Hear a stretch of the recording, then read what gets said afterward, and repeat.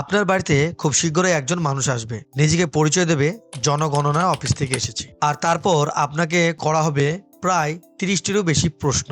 এই তথ্যের উপর নির্ভর করে এই প্রশ্নগুলো এমনভাবে করা হবে যার উপরে নির্ভর করবে আগামী দিনে রেশন সুবিধা আরো উন্নয়ন করা, আপনার বাড়িটা ছাদ আছে কিনা, মোট পরিবারের কতজন সদস্য আছেন, এসসি এসটি ওবিসি কিনা, এই ধরনের সমস্ত প্রশ্ন আপনার কাছে করা হবে। তো আজকে আমি আপনাদেরকে জানাবো কিভাবে আপনার বাড়িতে যখন পপুলেশন সেন্সাস 2027 অর্থাৎ জনগণনা 2027-এর জন্য আপনার কাছে আসবে, তখন যে প্রশ্নগুলো আপনার কাছে তুলে ধরা হবে বা করা হবে তার তরফ থেকে বা কোনো সরকারি আধিকারিকের তরফ থেকে, আজকে আপনাকে সেই সব বিষয়ের উপরে আমি অগ্রিম আপনাকে জানিয়ে দেব।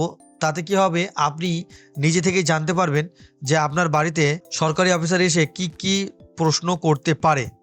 এই প্রশ্নগুলো কি হবে আমি এই ভিডিওর মাধ্যমে আপনাকে জানাবো। আমি শামীম আর আপনারা দেখছেন টেক এক্স বাই শামীম। তো চলুন শুরু করে নিয়ে যাক। শুরু হতে চলেছে জনগণনা 2026-27, অর্থাৎ এই জনগণনার মাধ্যমে আপনি জানতে পারবেন 2027-এ মধ্যে আপনার দেশের যে জনগণনা সেটি লাস্ট হয়েছিল 2010 সালে এবং তার তথ্য বের হয়েছিল বা বার হয়েছিল 2011 সালে। তারপরে 2021 হওয়ার কথা, কিন্তু আপনারা সবাই জানেন করোনার জন্য সেটা হয়ে উঠতে পারেনি।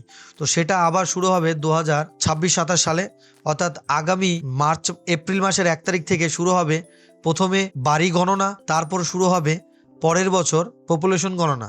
এইবার আপনার বাড়িতে এসে কিছু প্রশ্ন করবে সরকারের তরফ থেকে। তবে আপনাকে বলে রাখি, এটি শুধুমাত্র কয়েকটি এরিয়া বাদে, যেমন জম্মু কাশ্মীর, লাদাখ, হিমাচল প্রদেশ, উত্তরাখণ্ড, এগুলোকে বাদ দিয়ে রাখা হয়েছে এগুলোর বিশেষ কারণের জন্য। তো আজকে আমি আপনাদের জানাবো যে 30টি প্রশ্ন আপনার বাড়িতে করা হবে। এই প্রশ্নগুলো কি হতে পারে। প্রথমে আপনাকে প্রশ্ন করা হবে বাড়ি সংক্রান্ত প্রশ্ন করা হবে, যেটি এপ্রিল মাসেই শুরু হতে চলেছে। এই বাড়ি সংক্রান্ত প্রশ্নের মধ্যে যেগুলো থাকবে, আপনার বাড়ির নাম্বার কি, বাড়িটি নিজের না বাড়ি ভাড়াই, অর্থাৎ আমি বর্তমানে যেখানে থাকেন সেটা নিজের বাড়ি না ভাড়ার বাড়ি, তারপরে বাড়ির দেওয়াল কি দিয়ে তৈরি, অর্থাৎ কাঁচা না পাকা, সে অবশ্য দেখতে পাবে, এগুলো হয়তো জিজ্ঞেস করার কোনো প্রয়োজন নেই, তারপরে হয়তো জিজ্ঞাসা করতে পারে ছাদটা কংক্রিটের অর্থাৎ ঢালাই বা পাকা কেনা বা টিন কেনা আছে, এগুলো বাড়ির বর্তমান অবস্থান কেমন আছে, এগুলো সবাই জানতে চাবে। এটা হলো বাড়ি সংক্রান্ত।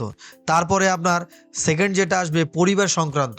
এই পরিবার সংক্রান্তের ভেতরে অন্তত 3 থেকে 4টে প্রশ্ন আপনাকে করবে। যেমন আমি উদাহরণ দিই, আপনার বাড়িতে মোট কতজন মানুষ আছে, পরিবারের কর্তাকে, পরিবারে কতজন বিবাহিত কতজন অবিবাহিত, পরিবারে এসসি এসটি ওবিসি আছে কিনা, এই ধরনের প্রশ্ন আপনাকে পরিবার সংক্রান্ত জানতে চাইবে। 3 নম্বরে আছে জল ও বিদ্যুৎ গ্যাস সম্পর্কে। এখানেও আপনাকে 3-4খানা প্রশ্ন করবে। যেমন ধরুন খাবারের জলের প্রধান উৎস কি, অর্থাৎ আপনি সরকারের তরফ থেকে জল পান না কিনে খান, না বাড়িতে আপনার টিউবওয়েল আছে, এটা বাড়িতে বিদ্যুৎ আছে কিনা অর্থাৎ কারেন্ট আছে কিনা সেটার জন্য।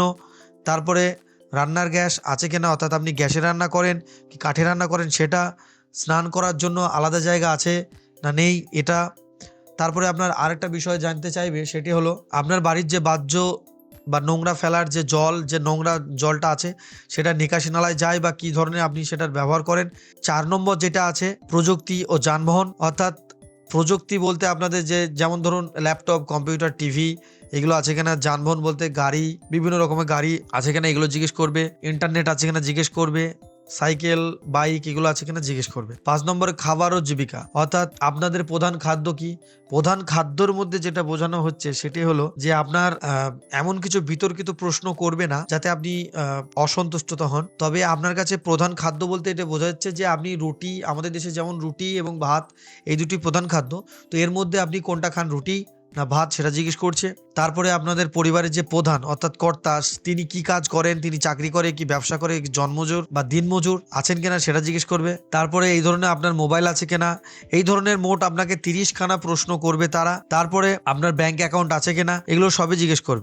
এই কিছু প্রশ্ন নিয়ে এই 2007-এর সেন্সাস শুরু হতে চলেছে আগামী এপ্রিল মাসের 1 তারিখ থেকে। প্রথম ধাপে হবে হাউস গণনা অর্থাৎ বাড়ি গণনা, তারপরে আপনার 2087 গিয়ে সম্পূর্ণ ফুল ফেজে যেটা কিনা মানুষ গণনা শুরু হতে চলেছে। তবে আপনার কাছে আমি একটা গুরুত্বপূর্ণ সতর্কতা দিয়ে রাখি, কারণ জনগণনা বা কর্মী কোনো টাকা চাইলে, আপনার বাড়ি এসে কোনো টাকা চাইলে আপনি দেবেন না, আধার কার্ড প্যান ব্যাংকের পাসওয়ার্ড চাইলে দেবেন না, এবং শুধু আপনার মুখে যখন জিজ্ঞেস করবে শুধু তথ্য দিন, কোনো কাগজ জমা তাদের হাতে দেবেন না। এটা ছিল আজকের গুরুত্বপূর্ণ সতর্কতা। আর একটা কথা আপনাদেরকে বলি, সেটি হলো ভিডিওটি যদি ভালো লেগে থাকে বা ভিডিওটি মনে হয় যে কোনো আপনি নতুন কিছু জানলেন বা শিখলেন, তাহলে অবশ্যই ভিডিওটি লাইক দেবেন এবং যদি ভিডিওটি ভালো লেগে থাকে তাহলে অবশ্যই একটি সাবস্ক্রাইব করবেন। ধন্যবাদ।